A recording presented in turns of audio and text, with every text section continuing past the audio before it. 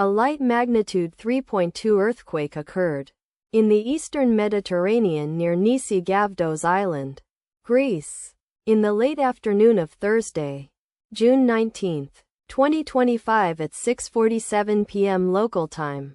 Europe, Athens GMT+2. The quake had a very shallow depth of 14.4 kilometers, 9 miles, and was not felt, or at least not reported so. First to report, auth after 3 minutes. The earthquake occurred 1 day 1 hour after a magnitude 3.2 earthquake had hit on Wednesday, June 18, 2025, at 6:47 p.m. GMT+3 local time, in 67 kilometers, 42 miles, distance to the southwest. Data source from Volcano Discovery. Did you feel it? Let us pray. May the earthquake that occurred not affect our brothers and sisters there. May the earthquake not happen again. And may God protect everyone. Amen.